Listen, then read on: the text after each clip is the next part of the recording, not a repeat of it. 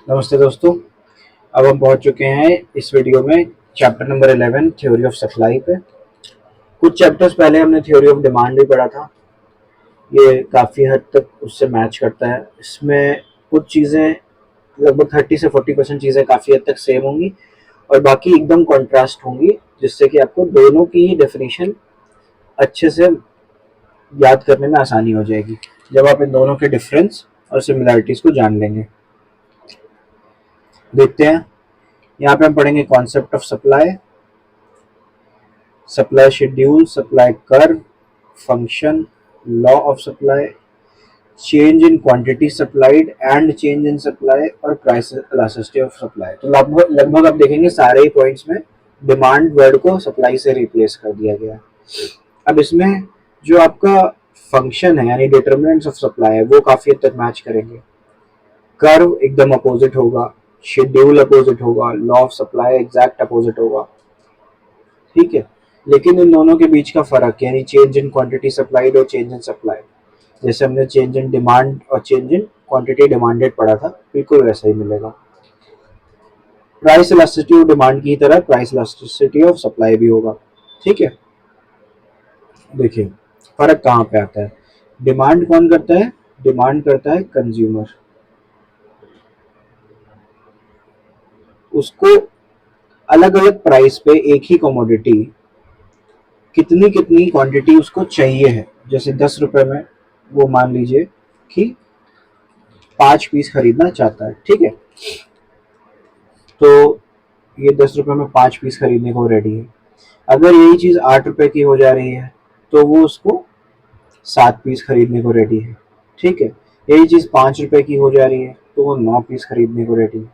तो जैसे जैसे प्राइस घट रहा है वैसे वैसे क्वांटिटी डिमांडेड उसकी बढ़ रही है। इसको बोलते हैं डिमांड। मान लीजिए कमोडिटी एक्स की। ठीक, ये बात हो गई कंज्यूमर की और उसकी डिमांड की। बिल्कुल ऐसे ही होता है प्रोड्यूसर, यानी कि जो उस गुड या सर्विस को क्रिएट कर रहा है। ठीक है, ये क्या कहता है? ये कहता है कि भाई जब मार्केट हमें ज़्यादा पैसे देने को रेडी होगी, किसी सामान का हमें जब 10 रुपये मिल रहा होगा तब हम उसको 5 पीस बनाएंगे। ठीक, एग्जाम्पल है। अगर हमें इसके 12 रुपए मिल रहे होंगे तो हम 7 पीस बनाने को तैयार होंगे। अगर वही हमें 15 रुपए मिल रहे होंगे तो हम उसके 10 पीस बनाने को तैयार हो जाएंगे। मतलब कि प्रोड्यूसर जो है, जो सप्लाई कर रहा है, जो प्रोडक्शन कर रहा है, वो इंक्रीज करता है जैसे जैसे पैसे इंक्रीज होते हैं, जैसे जैसे उसको उसकी कीमत ज़्यादा अच्छी मिलती है। ठीक है, तो यही मेजर डिफरेंस है। ये कहा जा सकता है कि अपोजिट है डिमांड और सप्लाई में। क्या कि डिमांड बढ़ती है जब कॉस्ट घट रही होती है, प्राइस घट रहा होता है, जबकि सप्लाई जो है वो डायरेक्टली रिलेटेड होती है। प्राइस बढ़ेगा तो सप्लाई भी बढ़ेगी और प्राइस घटेगा तो सप्लाई भी घटेगी। यहाँ लिखा हुआ है supply of a commodity refers to various quantities of commodity that the producers are willing to sell at different possible prices of the commodity at a point of time। किसी एक समय में जो जो चांस है, जो जो पॉसिबल प्राइसेस हैं किसी कमोडिटी के, उसमें क्या क्या क्वांटिटी वो सप्लाई करने को तैयार है, वो मिलके बनता है सप्लाई। ठीक है, अब जैसे हमने पढ़ा था डिमांड और डिजायर में फर्क, या जैसे कह सकते हैं विश, है ना। आप जो है क्या कहते हैं कि कोई चीज खरीदना चाहते हो, आप विश कर रहे हो कि वो आपके पास होती, वो डिमांड नहीं बन जाती। डिमांड क्या होती है? जिसके पीछे बैकिंग हो परचेजिंग पावर की, और आप उसको उस चीज के लिए खर्च भी करना चाहते हो। ऐसा भी होता है कई बार, किसी को कोई टीवी चाहिए 10,000 रुपए का मिल रहा है, उसके पास 10,000 रुपए है, उसको टीवी भी चाहिए, लेकिन वो उस टीवी पे 10,000 खर्च करने को तैयार नहीं है। तो वो विलिंग भी चाहिए कि वो उस पर खर्च करने को तैयार हो, तब वो डिजायर क्या बनती है? डिमांड बनती है। वैसे ही लोग अक्सर सप्लाई और स्टॉक में भी कंफ्यूज हो जाते हैं कि सप्लाई और स्टॉक एक ही चीज है। बिल्कुल भी नहीं। इकोनॉमिक्स में क्या होता है, दोनों का मीनिंग बदल जाता है, अलग अलग हो जाता है। स्टॉक वो टोटल क्वांटिटी है जिस जो प्रोड्यूसर के पास इस समय किसी एक टाइम पे अवेलेबल है। ठीक है, फिजिकली अवेलेबल। लेकिन सप्लाई क्या है? सप्लाई है वो क्वांटिटी जो वो प्रोड्यूस करके सेल करने को रेडी है, अलग अलग प्राइस पे। ठीक है, चाहे वो अभी बना हो चाहे ना बना हो। ये दोनों के बीच में डिफरेंस है, और एज यूजुअल सारे डिफरेंस आप लोग खुद रिवाइज करेंगे। अब बात आती है सप्लाई और क्वांटिटी सप्लाइड की। जैसे हमारे डिमांड और क्वांटिटी डिमांडेड था कि वो सारे कॉम्बिनेशन जो अलग अलग पॉसिबल प्राइसेस पे प्रोड्यूसर सप्लाई करने को तैयार है या प्रोवाइड करने को तैयार है, उसे क्या बोलते हैं? सप्लाई बोलते हैं। और किसी एक प्राइस पे एक स्पेसिफिक क्वांटिटी जो प्रोड्यूसर दे रहा है उसे बोलते हैं क्वांटिटी सप्लाइड। ठीक है, जब स्पेसिफिक हो जाते हैं तो क्वांटिटी सप्लाइड हो जाता है। यही डिमांड और क्वांटिटी डिमांडेड में भी फर्क था। अब आते हैं सप्लाई शेड्यूल पे। तो जो शेड्यूल यानी टेबुलर फॉर्म ऑफ रिप्रेजेंटेशन है हमारा, उसमें जब हम ये सारे ही पॉसिबल कॉम्बिनेशन प्राइस के और क्वांटिटी सप्लाइड के बनाते हैं तो उसको बोलते हैं सप्लाई शेड्यूल। ये इंडिविजुअल भी हो सकता है, मतलब किसी एक प्रोड्यूसर का भी, और ये मार्केट भी हो सकता है, यानी कई प्रोड्यूसर्स का जॉइंटली भी। ठीक है, देखिए पीएक्स यानी प्राइस ऑफ गुड एक्स, जब 5 रुपए प्राइस मिल रहा होगा तो क्वांटिटी कितनी सप्लाई करने को तैयार है प्रोड्यूसर? 0। कह रहा है 5 रुपए में हम सामान बना के नहीं बेच सकते, हमें न प्रॉफिट होगा, उल्टा लॉस होने लगेगा। जब उसे कहा कि अच्छा 10 रुपए में कितना बेच लोगे, कितना बना दोगे, तो उसने कहा 10 रुपए ठीक ठाक सा प्राइस है, चलो हम जो है 10 यूनिट बना देते हैं। जब उससे कहा 15 रुपए, तो उसने कहा ठीक है, अच्छा प्राइस मिल रहा है, हम और क्वांटिटी बना सकते हैं 20 रुपए। जब 20 यूनिट, जब उससे कहा गया कि 20 रुपए उसे मिल रहे हैं, तो उसने कहा अच्छा इसमें तो हम इतने प्राइस में तो हम नई मशीनरी भी अफोर्ड कर सकते हैं कि आगे जाके कंटिन्यूएशन में या लॉन्ग रन में हम मशीनरी भी नई एडवांस खरीद पाएंगे जो सामान ज़्यादा बना लेती है। तो उसने कहा चलो फिक्स फैक्टर ऐड करने वाले हैं, तो हम 30 यूनिट सप्लाई करने को तैयार हैं। तो ऐसे जैसे जैसे प्राइस बढ़ रहा था वो और ज़्यादा क्वांटिटी सप्लाई करने को रेडी होता गया। तो ये बन गया इंडिविजुअल सप्लाई शेड्यूल एक प्रोड्यूसर का। अब मान लीजिए फर्म ए भी है, फर्म बी भी है। ठीक है, ये दोनों ही 5 यूनिट्स 5 रुपीज़ में कोई यूनिट नहीं सेल करेंगे, लेकिन 10 रुपए में जो फर्म ए है वो 10 यूनिट बनाने को तैयार है और फर्म बी 5 यूनिट। तो मार्केट सप्लाई कितनी होगी इस प्राइस पे? 15। ठीक है, जैसे मार्केट डिमांड थी कि कंज्यूमर है, कंज्यूमर भी। ठीक, तो अब ये आपका बन गया मार्केट सप्लाई शेड्यूल, कई फर्म का एडिशन। अब बात आती है सप्लाई कर्व की। इन्हीं दोनों इंडिविजुअल सप्लाई शेड्यूल और मार्केट सप्लाई शेड्यूल का जब हम ग्राफिक रिप्रेजेंटेशन करेंगे तो क्या बन जाएगा? कर्व बन जाएगा। अब चूंकि इंडिविजुअल सप्लाई कर्व में क्वांटिटी उतनी ज़्यादा नहीं होती है किसी भी प्राइस पे, तो इसीलिए इसका कर्व कैसा बन रहा है? लगभग 45 डिग्री जितना, 45 से 60 डिग्री जितना। और यही जब आप मार्केट पे आएंगे, देखिए 5 रुपीज़ में 0। ठीक है, यहाँ पे क्वांटिटी क्या है? 0 है, और प्राइस क्या है? 5। 10 के प्राइस पे 10 यूनिट, तो यहाँ बन गया। ऐसे 2-3 पॉइंट जोड़ के स्ट्रेट लाइन खींच ली, आपका सप्लाई कर्व तैयार हो गया। बाकी इसको डिटेल में बताएंगे जब न्यूमेरिकल पोर्शन पढ़ाया जाएगा। अब ए और बी का कर्व देखिए ऐसा है, लेकिन मार्केट सप्लाई कर्व बिल्कुल ही स्लैंट है। ठीक है, 30 डिग्री में लगभग पहुंचा जा रहा है। तो इस तरीके का कर्व क्यों बन रहा है? क्योंकि प्राइस वही रह रहा है 5, 10, 15, 20, लेकिन क्वांटिटी दोनों की एड अप हो जा रही है, तो इसीलिए ये क्वांटिटी की तरफ यानी कि एक्स वाली जो रे है उसकी तरफ टिल्ट हो जा रहा है। स्लोप, जैसा कि अब तक हम सारी चीजों का स्लोप पढ़ते आ रहे हैं इकोनॉमिक्स में, क्या है? Delta P by delta Q. ठीक, जो भी आपका वाई रे है उसमें जो चीज लिखी हुई है उसका चेंज विद रेशियो या डिवाइडेड बाय जो एक्स रे पे लिखा हुआ है उसका रे, उसका चेंज। ठीक है, डेल्टा का मतलब क्या होता है? चेंज। तो ये आपका स्लोप निकल आता है। अब तक हम सारे स्लोप का यही फॉर्मूला पढ़ते आ रहे हैं। हाँ, अब आता है इंपॉर्टेंट पॉइंट काफी, सप्लाई फंक्शन या डिटर्मिनेंट्स ऑफ सप्लाई। किन चीजों से और कैसे इफेक्ट होती है सप्लाई?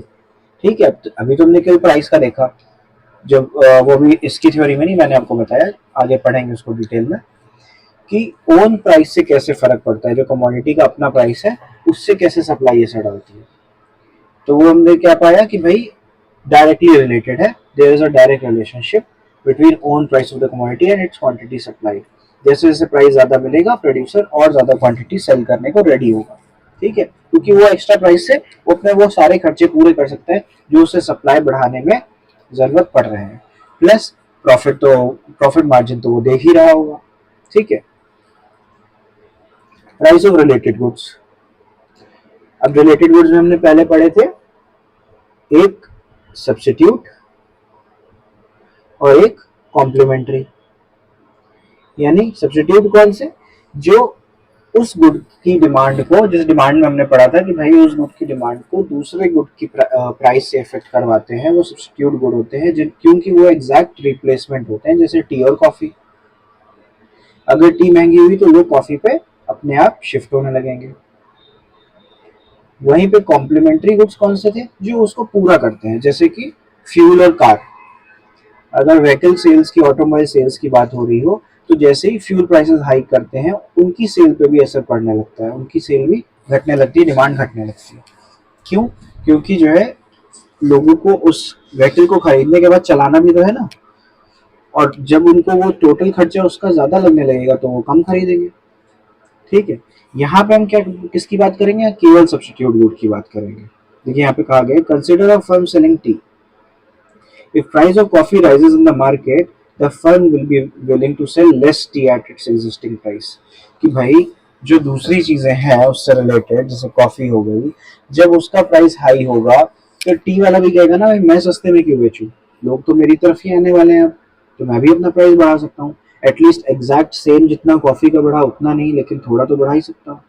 तो इसीलिए बढ़ाने का क्या तरीका है कि पुराने प्राइस पे आप सामान देना कम कर दो, कि अब हम इतना नहीं दे पाएंगे इतना प्राइस पे, ठीक। तो ऐसे सप्लाई इफेक्ट हुई रिलेटेड गुड्स से। Number of firms in the industry, अगर जो मार्केट में फर्म्स सेम गुड क्रिएट कर रही हैं, प्रोड्यूस कर रही हैं, अगर वो बढ़ जाती है, नंबर ऑफ फर्म्स बढ़ जाती है, तो मार्केट सप्लाई क्या होगी, बढ़ जाएगी, है कि नहीं। क्योंकि उसी प्राइस पे, जिस प्राइस पे आप मान लीजिए 4 यूनिट बेच रहे हो फर्म ए, फर्म बी 5 यूनिट बेच रहा है, अगर एक फर्म सी भी ऐड हो गई तो वो भी तो 3 4 5 6 कुछ अमाउंट तो प्रोड्यूस करेगी ना, तो सप्लाई मार्केट की तो बढ़ी जाएगी। अच्छा एक चीज और, जब हमने डिटर्मिनेंट्स ऑफ डिमांड पढ़ा था तो वहां पे हमने इंडिविजुअल सप्लाई के अलग पढ़े थे और इंडिविजुअल डिमांड के अलग फैक्टर्स पढ़े थे, और मार्केट डिमांड में हमने 2 फैक्टर और ऐड कर दिए थे जो इंडिविजुअल को नहीं इफेक्ट करते लेकिन मार्केट को करते हैं, 2 एक्स्ट्रा। इसका मतलब ये था कि पिछले फैक्टर्स जो इंडिविजुअल के थे वो मार्केट के भी थे। यहाँ पे ऐसा नहीं है। इस चैप्टर में इन्होंने बुक राइटर्स ने क्या किया है कि जो आपके डिटरमिनेंट्स ऑफ सप्लाई है वो एक साथ लिख दिए हैं, लेकिन जरूरी नहीं है कि सारे डिटरमिनेंट्स इंडिविजुअल सप्लाई को भी हार्म करते हों। तो वैसे यहाँ पे भी है, नंबर ऑफ फर्म से केवल और केवल मार्केट सप्लाई इफेक्ट होती है, इंडिविजुअल सप्लाई नहीं इफेक्ट होती, ठीक है। गोल ऑफ द फर्म, अगर फर्म का गोल प्रॉफिट मैक्सिमाइज करना है तो वो कोशिश करेगी कि हमेशा क्वांटिटी जो है वो हायर प्राइस पे ज्यादा से ज्यादा हो, ठीक है। कम कम प्राइस पे वो या सेम प्राइस पे वो कई बार क्या करेगी कि सेल्स को मैक्सिमाइज करने की कोशिश नहीं करेगी। वहीं कुछ फर्म्स होती हैं जो मैक्सिमाइज सेल करना चाहती है ना, सेल मैक्सिमाइज करना चाहती है, वो चाहती है कि भाई पर यूनिट हमें भले ही प्रॉफिट कम हो लेकिन हम टोटल सेल्स इतनी ज्यादा कर दें कि हमारा टोटल आउटपुट अच्छा निकले, टोटल जो रेवेन्यू है वो बढ़ जाए। तो वो क्या करेंगे, वो उसी प्राइस पे ज्यादा क्वांटिटी सप्लाई करने को रेडी रहेंगे हमेशा, ठीक।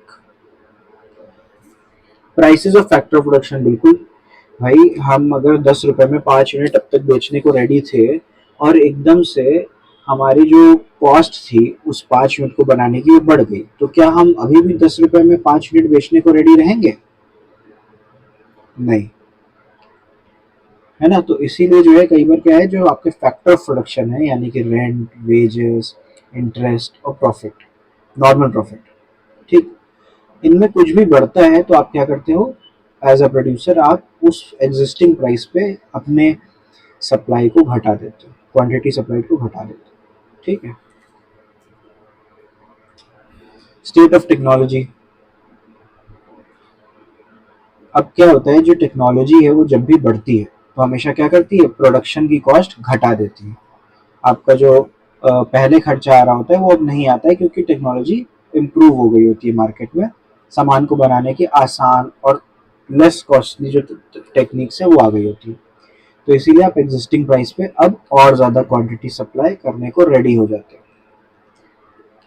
एक्सपेक्टेड फ्यूचर प्राइस, कभी कभी ऐसा भी होता है कि प्रोड्यूसर एक्सपेक्ट कर रहा होता है कि कमोडिटी का जो प्राइस है वो आगे जाके बढ़ने वाला है, तो वो पहले से ही जो अपनी सप्लाई है वो घटा देता है, क्योंकि उसको पता है कि जो यूनिट्स हमारी तैयार बन के रखी है वो भी आगे बिकेंगी 2 महीने बाद, 4 महीने बाद, तो ज़्यादा अच्छे प्राइस पे बिकेंगी। ठीक है।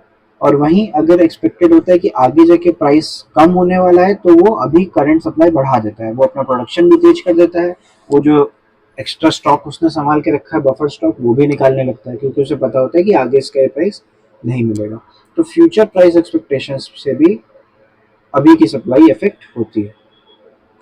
गवर्नमेंट पॉलिसी, टैक्सेशन, सब्सिडी, ये सब मार्केट सप्लाई को बहुत तरह से इम्पैक्ट करती है। ट्रांसपोर्टेशन आपका महंगा हो सकता है, आपका जो कॉस्ट ऑफ प्रोडक्शन है वो महंगा हो सकता है, आपका प्राइस लोगों के लिए आगे जाके बढ़ने वाला है, या सब्सिडी है तो रिवर्स होगा इसी का।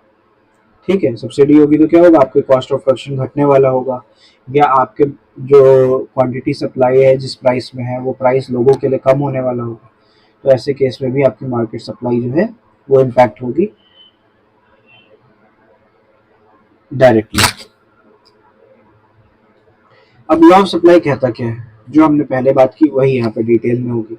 क्या कि अदर थिंग्स रिमेनिंग कांस्टेंट, जैसे डिमांड में था कि भाई अपना खुद का प्राइस जो है कमोडिटी का, उसे छोड़ के जितने फैक्टर हम ऊपर पड़ रहे हैं, जितने डिटरमिनेंट्स हम ऊपर पड़ रहे हैं, अगर वो कांस्टेंट है तो क्वांटिटी सप्लाई क्या होगी, इंक्रीज करेगी ओन प्राइस के इंक्रीज करने के साथ, एंड वाइस वर्सा, मतलब डायरेक्टली रिलेटेड रहेगी। प्राइस बढ़ेगा तो क्वांटिटी सप्लाई बढ़ेगी, प्राइस घटेगा तो क्वांटिटी सप्लाई घटेगी। अब इसमें अदर थिंग रिमेनिंग कांस्टेंट बिल्कुल सेम है, लॉ ऑफ डिमांड की तरह है, लेकिन क्या अपोजिट है, वहां पे इनडायरेक्टली रिलेटेड था, इनवर्सली रिलेटेड था, मतलब कि अगर प्राइस बढ़ रहा था तो डिमांड घट रही थी, और प्राइस घट रहा था तो डिमांड बढ़ रही थी। सप्लाई क्या है, डायरेक्टली रिलेटेड, बढ़ता है तो प्राइस बढ़ता है तो ये बढ़ती है, और प्राइस घटता है तो ये घटती है। ठीक है, लॉ ऑफ सप्लाई। इसका टैबुलर प्रेजेंटेशन देख लीजिए, 10 रुपए में 100 यूनिट्स, 11 रुपए का रेट लगा तो 200 यूनिट सप्लाई होने लग गई, 12 का लगा तो 300 यूनिट बनने को तैयार है, बनाने को तैयार है। ठीक है, कर्व भी देखिए उल्टा है, डिमांड कर कैसा था, डाउनवर्ड स्लोपिंग था, सप्लाई कर कैसा है, अपवर्ड स्लोपिंग है। ठीक, एजम्पशन, वही एजम्पशन जो हमने ऊपर लिखे उसको इलेबोरेट कर दिया गया है कि फैक्टर ऑफ प्रोडक्शन के प्राइस में कोई चेंज नहीं है, टेक्निक ऑफ प्रोडक्शन में कोई चेंज नहीं है, फर्म का गोल नहीं बदल रहा, वो अगर सेल मैक्सिमाइजेशन है तो सेल मैक्सिमाइजेशन रहा, प्रॉफिट मैक्सिमाइजेशन है तो प्रॉफिट मैक्सिमाइजेशन रहा। There is no change in price of related goods, जो सब्स्टिट्यूट गुड्स है उनमें भी कोई प्राइस का चेंज नहीं आ रहा है, कोई नियर फ्यूचर में चेंज एक्सपेक्टेड नहीं है, बढ़ना घटना कुछ भी। गवर्नमेंट की पॉलिसी भी इसके प्राइस और प्रोडक्शन से रिलेट नहीं कर रही है बिल्कुल भी। तो ऐसे फैक्टर्स के रुके रहने से, कांस्टेंट रहने से ही लॉ ऑफ सप्लाई वर्क करेगा।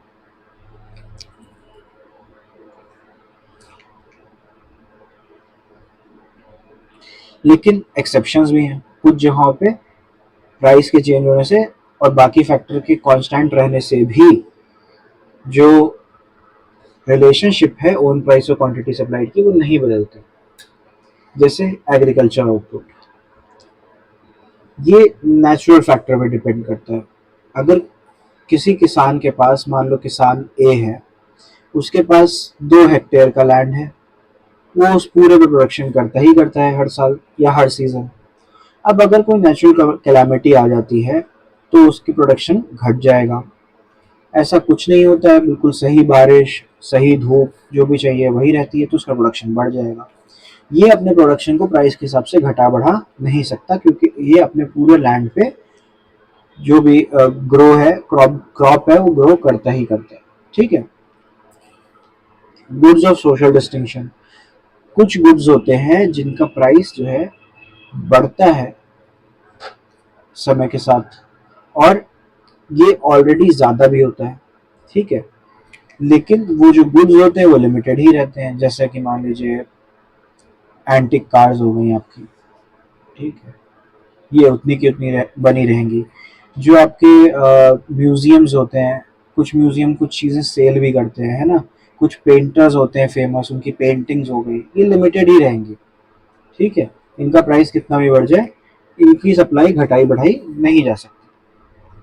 फिर आते हैं पेरिशेबल गुड्स, जैसे आप देखते हैं, आपको अपने घर पे दूध है वो डेली लाना पड़ता होगा, ठीक है, आइसक्रीम आप देखते हैं कि एक 15 दिन 20 दिन 30 दिन इतनी ही उसकी लाइफ होती है, ठीक है, वो भी शेल्फ लाइफ, मतलब कि जो सेलर है उसके पास रेफ्रिजरेटर में रखी है तो ही वो उतने दिन चलेगी। आप घर ले आए, ठीक है, आपने आधी खा ली, अब आप उसको सोच रहे हो कि आप उसको 5 दिन फ्रिज में रखे रहो तो नहीं चलेगी, ठीक।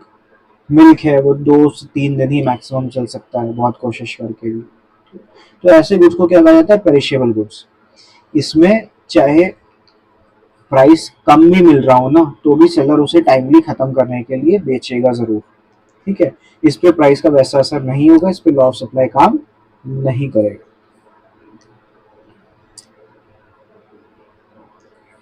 अब देखिए ये भी वैसा ही पॉइंट आ गया बिल्कुल, जैसे हमने पढ़ा था, चेंज इन क्वांटिटी डिमांडेड या movement along the demand curve versus change in सब demand and shift in demand curve, ठीक है, ये पहली दो चीजें एक थी, दूसरी दो चीजें एक थी, वैसे यहाँ पे भी है, चेंज इन क्वांटिटी सप्लाइड या movement along the supply curve versus change in supply and shift in supply curve. ये जो पहला पॉइंट है आपका, यानी कि क्वांटिटी वाला, या जैसे कह सकते हैं movement along the curve, curve वही रहेगा, लेकिन जो शिफ्टिंग है वो उसके अलोंग बदलती जाएगी, ये पॉइंट यहाँ से यहाँ मूव करेगा, कर्व वहीं का वहीं रहेगा। ये क्यों होता है, ये इसलिए होता है जब प्राइस में चेंज आए, बाकी फैक्टर कांस्टेंट रहे, लेकिन उसका जो अपना प्राइस है प्रोडक्ट का या गुड का वो बदल जाए। वहीं अगर प्राइस सेम रहे लेकिन बाकी फैक्टर्स में से कोई एक या कई सारे बदले, तो क्या कहलाया जाएगा, चेंज इन सप्लाई या शिफ्ट इन सप्लाई कर्व। ऐसे केस में क्या होगा, जो कर्व है वो शिफ्ट होगा या तो राइट वर्ड या तो लेफ्ट वर्ड, ठीक है। अब इसको थोड़ा डिटेल में पढ़ते हैं। जब हमारा प्राइस बढ़ेगा तो हमारी सप्लाई बढ़ेगी, क्वांटिटी सप्लाई, ठीक है, उसी कर्व में ऊपर की ओर जाएगी, या कहा जाए तो राइट वर्ड जाएगी। इसको क्या कहा जाएगा, एक्सटेंशन ऑफ सप्लाई। ये क्यों होगा, इंक्रीज इन ओन प्राइस की वजह से होगा।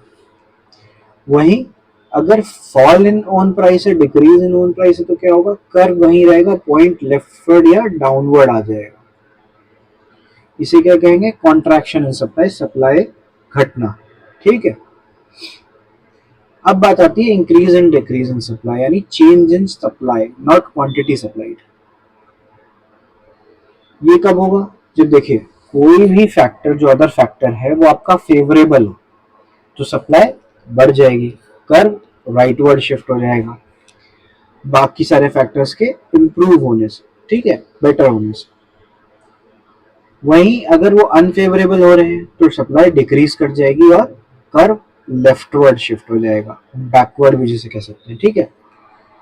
अब देखिए क्या क्या होते हैं, वही जो सारे फैक्टर्स हमने पढ़े उन्हीं को हम डायरेक्टली पढ़ेंगे कि एग्जैक्टली इंक्रीज कब होता है और डिक्रीज कब होता है। टेक्नोलॉजी इंप्रूव हो गई, कॉस्ट घट जाएगी, तो जो प्रोड्यूसर है वो उसी प्राइस पे और ज्यादा सप्लाई करने को रेडी हो जाएगा। वहीं फैक्टर प्राइसेस घट गए कॉस्ट ऑफ प्रोडक्शन के डायरेक्टली, तो भी जो है सप्लाई इंक्रीज करने को रेडी हो जाएगा, क्योंकि अभी भी उसकी कॉस्ट घट रही होगी।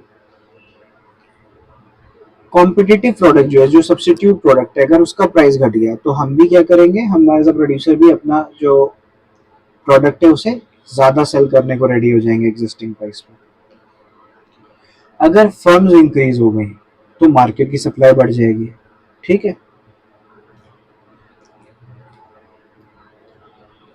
अगर एक्सपेक्ट कर रहे हैं हम कि नियर फ्यूचर में जो कमोडिटी का प्राइस है वो गिरने वाला है, तो हम क्या करेंगे, अभी से ही उसकी सप्लाई बढ़ा देंगे, जिससे कि एग्जिस्टिंग प्राइस जो कि ज्यादा है उसमें हमारा प्रोडक्ट सेल हो जाए।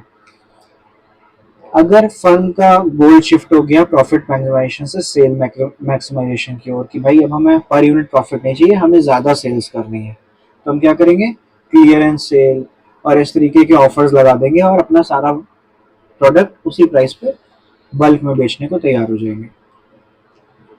डिक्रीज इन टैक्सेशन या ग्रांट ऑफ सब्सिडी, हमारा जो प्रोडक्शन है उसमें जो भी कॉस्ट आ रही है, जो भी फैक्टर्स लग रहे हैं, उन पे जो टैक्स लगता है वो घट गया या उनमें हमें कुछ सब्सिडी मिलने लग गई, तो हम क्या करेंगे, प्रोडक्शन अपना बढ़ा सकते हैं, सेम प्राइस पे ज़्यादा सप्लाई कर सकते हैं।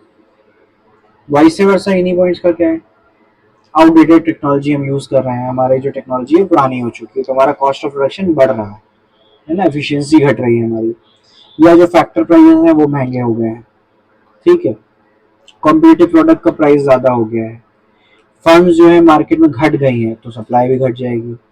हम ये एक्सपेक्ट कर रहे हैं कि आगे जाके हमारा सामान महंगा होने वाला है, तो हमने रोक दिया, हमने कहा अब हम आगे ही जाके बेचेंगे जो हमारे पास एग्जिस्टिंग स्टॉक है उसे भी। या अब हम सेल मैक्सिमाइजेशन की जगह प्रॉफिट मैक्सिमाइजेशन की ओर शिफ्ट हो गए हैं, ठीक है, टैक्स बढ़ गया है, सब्सिडी जो लग रही थी पहले वो हट गई है, ऐसा कुछ भी होने पे हम क्या करते हैं, सप्लाई घटा देते हैं। फिर से डिफरेंस आप खुद पढ़ेंगे, जो हमने ऊपर बात की उसी का एक रिवीजन है, और ये तो बिल्कुल ही सेम है।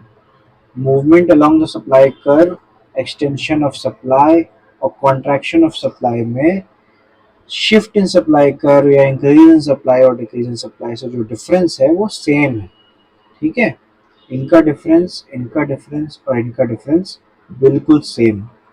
किसी एक को भी आप याद कर लो अच्छे से तो बहुत होगा। अब फैक्टर वाइज चलने लगे कि टेक्नोलॉजी बढ़ेगी तो क्या होगा, घटेगी तो क्या होगा, हम ऊपर इसके बारे में बात ऑलरेडी कर चुके हैं। जीएसटी वही टैक्स आपका जो है वो अगर टैक्स बढ़ता है तो आप कहोगे कि भाई हमारे कॉस्ट ऑफ प्रोडक्शन बढ़ रहा है, आप सप्लाई गिरा दोगे, और वही टैक्स आपका घटता है, जीएसटी रेट घटता है, तो आप क्या करोगे, सप्लाई बढ़ा दोगे। वही बातें बार बार होंगी यहाँ पे, सब्सिडी से रिलेटेड, रिलेटेड प्रोडक्ट की प्राइस से रिलेटेड। अब बात आती है प्राइस इलास्टिसिटी ऑफ सप्लाई, कि बढ़ता तो है, प्राइस बढ़ने से सप्लाई बढ़ती तो है बाकी चीज़ें कांस्टेंट रहने पे, या प्राइस घटने से सप्लाई घटती तो है, पर कितनी। क्या ऐसा है कि अगर हमारा प्राइस डबल हो रहा है तो सप्लाई भी डबल हो जा रही है, या ऐसा है कि प्राइस 4 गुना हो जा रहा है तब सप्लाई 10% बढ़ रही है, या प्राइस 10% बढ़ रहा है सप्लाई 4 गुनी हो जा रही है, तो इलास्टिसिटी कितनी है, यानी कि परसेंट चेंज कितना है। ईएस, ईडी पढ़ा था हमने, इलास्टिसिटी ऑफ डिमांड, वैसे ES, percent change in quantity demanded की जगह percent change in quantity supplied upon percent change in price, ठीक है, प्राइस के बदलने से क्वांटिटी सप्लाइड आखिर कितनी बदल जाती है, ये कहलाया जाता है इलास्टिसिटी ऑफ सप्लाई, और न्यूमेरिकल्स हम न्यूमेरिकल वीडियोस में ही देखेंगे। फिलहाल ये देखते हैं कि क्या क्या ऑप्शंस हैं। ईएस इक्वल्स टू 1, यानी कि जितना प्राइस बदल रहा है उतनी ही क्वांटिटी बदल रही है ना, यही तो होगा जब आप इन दोनों में सेम नंबर रखोगे परसेंटेज में, कि 10% बदली क्वांटिटी सप्लाई, 10% बदला प्राइस, तो क्या होगा, जो आपका ईएस है 1 आ जाएगा, ठीक। तो कुछ प्रोडक्ट ऐसे होते हैं, फिर कुछ प्रोडक्ट ऐसे होते हैं जहाँ ग्रेटर देन 1 होता है, मतलब कि थोड़ा सा प्राइस बदलने से भी जो आपका क्वांटिटी सप्लाइड है वो बहुत बदल जाता है। फिर आता है ई एस लेस देन 1, यानी कि थोड़ा सा, तो काफ़ी सारा प्राइस बदलने पे भी जो क्वांटिटी सप्लाइड है वो थोड़ी ही चेंज हो रही है। और आती है फिर two extreme situation, zero elasticity of supply, मतलब कि प्राइस कितना भी बदल लें क्वांटिटी सप्लाई नहीं चेंज हो सकती, जैसे कि एग्रीकल्चर में हमने बात की थी। ये जरूर हो सकता है कि आप स्पेसिफिक क्वांटिटी पे, स्पेसिफिक प्रोडक्ट पे आ जाए कि भाई same land, same expenditure, same labour के साथ हम जो है कुछ भी एग्रीकल्चरल प्रोडक्ट को प्रोड्यूस कर सकते हैं। हम वीट और राइस में कंपैरिजन करने लगे तो ऐसा हो सकता है कि फार्मर बहुत पहले से उसे पता चल जाए कि उससे जब 6 महीने बाद, 8 महीने बाद जब वो प्रोड्यूस अपना बेचेगा तो उसे प्राइस ज़्यादा मिलेगा, बहुत ज़्यादा मिलेगा, 3 गुना मिलेगा। तो हो सकता है कि वो वीट से राइस, राइस से वीट, या कोई भी ऐसा गुड जो सेम टाइम पे सेम सीजन पे प्रोड्यूस होता है उसमें चेंज कर सकता है, एक से दूसरे पे शिफ्ट हो सकता है। लेकिन जो मेजर मेजर अगर देखा जाए, स्कोप देखा जाए, एग्रीकल्चर का जो प्रोड्यूस होता है वो उतना नहीं बदल सकता, ठीक है, वो सेम ही रहता है क्योंकि लैंड की क्वांटिटी सेम है, लेबर की क्वांटिटी फार्मर के पास सेम है, जो कैपिटल है वो भी फिक्स्ड है, तो इतने सारे फिक्स फैक्टर के साथ आप क्वांटिटी सप्लाई चेंज नहीं कर सकते। वहीं आता है इनफाइनाइट इलास्टिसिटी ऑफ सप्लाई कि बहुत सारे फैक्टर्स के कारण प्राइस आप बिल्कुल भी ना चेंज करो तब भी उसकी क्वांटिटी बढ़ती घटती रहती है, ऐसे भी गुड्स होते हैं, ठीक है। जैसे क्या एग्जांपल ले सकते हैं हम, फ्रूट्स का देख लीजिए, फ्रूट्स का क्या होता है, एक सीजन होता है, एक टाइमिंग होता है, ठीक है।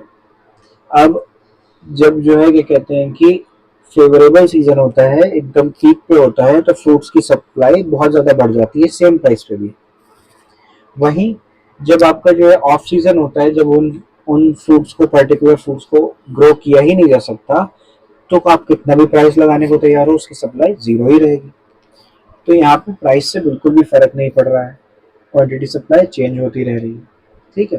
तो ये एक्सट्रीम केसेस है। तो 5 केस आपको मिले, E S equal to 1, less than 1, greater than 1, zero और इनफाइनाइट, ठीक है। क्या क्या फैक्टर हैं जो इफेक्ट करते हैं इलास्टिसिटी सप्लाई को? सबसे पहले तो नेचर ऑफ इनपुट्स यूज्ड, मतलब जो इलास्टिसिटी सप्लाई है वो इनपुट्स कौन से यूज हो रहे हैं प्रोडक्शन करते टाइम, उस पर काफ़ी ज़्यादा डिपेंड करती है। अगर कॉमनली अवेलेबल इनपुट्स हैं, मतलब कि बहुत ही इजीली अवेलेबल चीज़ें हैं जिनसे बन जाता है, तो सप्लाई इलास्टिक रहेगी, प्राइस के हिसाब से चेंज होगी। लेकिन अगर इनपुट्स ऐसे हैं जो इजीली मिल ही नहीं रहे, ठीक है, अब जैसे अभी हमने बात की फ्रूट्स की, मैं मानता हूँ कि यहाँ पे कुछ प्रोड्यूस नहीं किया जा सकता, इसमें कोई चेंज नहीं किया जा सकता, लेकिन नेचुरली अवेलेबल चीज़ें हैं जो कि कॉमन नहीं है, ठीक है, सीजनल है, तो इसकी सप्लाई इनइलास्टिक रहती है। नेचुरल कंस्ट्रेंट्स, जैसे कि अभी हमने बात की कि, हाँ ये बहुत अच्छा एग्जांपल है, टी कोड, इसमें 10 साल लग जाते हैं इसका प्लांटेशन पूरा कंप्लीट करने में, तब जो टी कोड होती है वो यूजेबल बनती है, तो इसीलिए ये इतनी ज़्यादा प्राइस के हिसाब से इलास्टिक नहीं रहती।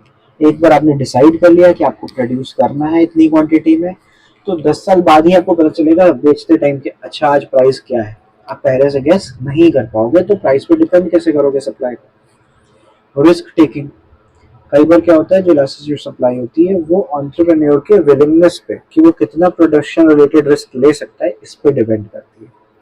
अगर वो हायर आउटपुट का रिस्क लेने को तैयार है तो सप्लाई हमेशा ज़्यादा इलास्टिक रहेगी, ठीक है, और अगर वो हायर आउटपुट का रिस्क लेने को तैयार नहीं है तो सप्लाई इनलास्टिक रहेगी। भाई बहुत से ऐसे गुड्स हैं, मैक्सिमम गुड्स ऐसे हैं जो स्टोर किए जा सकते हैं, जो आप साल भर, 2 साल, 3 साल बाद भी बेच सकते हो जब आपको लगे कि हाँ इसका रीजनेबल प्राइस मिल रहा है, लेकिन आपको उसको स्टोर करना पड़ेगा। कुछ चीज़ें ऐसी होती हैं जो उतने दिन नहीं टिक सकती, तो इस उस केस में हायर आउटपुट रिस्की हो जाता है कि भाई आपका सामान खराब हो जाएगा। स्पेशली देखिए अभी आपको पता चला नेचर ऑफ कमोडिटी यानी पेरिशेबल गुड्स, ये बहुत कम इलास्टिक होते हैं प्राइस के हिसाब से ड्यूरेबल गुड्स के मुकाबले, क्योंकि इनकी शेल्फ लाइफ बहुत कम होती है, इससे इन्हें ख़त्म करना ही पड़ता है। तो ये कम प्राइस पे आप देखोगे कि कई बार आप किसी दुकानदार से अगर बात करो अपने आसपास की जो पैकेज मिल्क है वो बेचता हो, तो आपको पता चलेगा कि भाई इसमें मार्जिन बहुत कम होता है। क्यों कम होता है? क्योंकि सप्लायर इसको बहुत कम प्राइस पे बेचने को तैयार है, इसकी शॉर्टर शेल्फ लाइफ की वजह से। फिर आता है cost of production. Cost of production अभी हमने इतनी बार डिस्कस किया कि इसकी वजह से elasticity of supply highly influence रहती है। अगर कॉस्ट ऑफ प्रोडक्शन में एक सब्सटैंशियल इंक्रीज हो जाए तो सप्लाई जो है प्राइस पे लेस इलास्टिक हो जाएगी, क्योंकि वो पूरी तरह से कॉस्ट ऑफ प्रोडक्शन पे डिपेंड हो जाएगी। आपका खर्चा 5 रुपये से 10 रुपये आने लगा, तो आप जो चीज़ 15 रुपये में बेच रहे थे वो 16 हो, 17 हो, 18 हो, 19 हो, आपको उससे ज़्यादा फर्क नहीं पड़ेगा। आप कॉस्ट के कारण पहले ही अपने जो सप्लाई है वो डिसाइड कर चुके होंगे, क्योंकि आपको पता होगा कि इतना इंक्रीज प्राइस पे नहीं होने वाला। Time factor, longer the time period, greater will be the elasticity of supply. But because over a long period of time, factors are easily available and supply can be easily increased. ठीक है, तो मतलब क्या हुआ आपका, जो जो product ऐसे हैं जो बहुत मान लीजिए ईयरली बिकते हैं, बनते हैं, इनका जो फैक्टर्स हैं वो भी इजीली अवेलेबल है, तो आप क्या कर सकते हो, लंबे समय में अपनी सप्लाई बढ़ाते ही हो, क्योंकि क्या होगा, महंगाई के हिसाब से कुछ रेट तो बढ़ता ही रहेगा चीज़ों का, आपके कॉस्ट का भी और आपके जो प्रोड्यूस गुड है उसके प्राइस, उसका प्राइस भी बढ़ेगा धीमे धीमे। तो उस केस में आप लॉन्ग रन में क्या करोगे, सप्लाई भी धीमे धीमे बढ़ाते रहोगे। ठीक है। टेक्निक ऑफ प्रोडक्शन, अगर जो टेक्नोलॉजी है वो काफ़ी कॉम्प्लेक्स है, एक्सपेंसिव है प्रोडक्शन की, जो भी गुड आप तैयार कर रहे हो उसका प्रोडक्शन बहुत ही ज़्यादा महंगा पड़ता है आपको, तो आप क्या करोगे, आउटपुट को इतनी आसानी से चेंज नहीं कर पाओगे, क्योंकि मान लीजिए एक मशीन 1000 यूनिट्स बना रही है, ठीक है, और आप 800 यूनिट उसमें से प्रोड्यूस कर रहे हो, तो बहुत ज़्यादा ये 200 यूनिट ईजिली बढ़ा सकते हो। इसके बाद बढ़ाने के लिए आपको मशीन चाहिए होगी, और चूंकि मशीन बहुत महंगी है तो इसीलिए आप इजीली आउटपुट को चेंज नहीं कर सकते, चाहे आपको ज़्यादा प्राइस मिल रहा हो तब भी।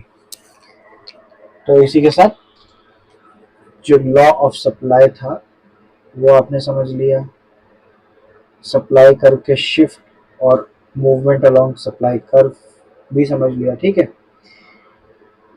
तो ये चैप्टर खत्म हो गया है, और अगला चैप्टर हम लोग पढ़ेंगे, चैप्टर नंबर 12, यानी कि फॉर्म्स ऑफ मार्केट। ठीक है, अगले वीडियो में। इस वीडियो के लिए इतना ही, और ये जो न्यूमेरिकल पोर्शन है मैं बार बार कह रहा हूँ, न्यूमेरिकल वीडियो जब बनेंगे तो कवर किया जाएगा अच्छे से। फॉर्म्स ऑफ मार्केट अगला वीडियो रहेगा, चैप्टर 2। ठीक है, 13 चैप्टर्स का ये बुक है, और मोस्ट प्रोबेबली 2 और वीडियो में थ्योरी पोर्शन पूरा कंप्लीट हो जाएगा। धन्यवाद, मिलते हैं अगले वीडियो में।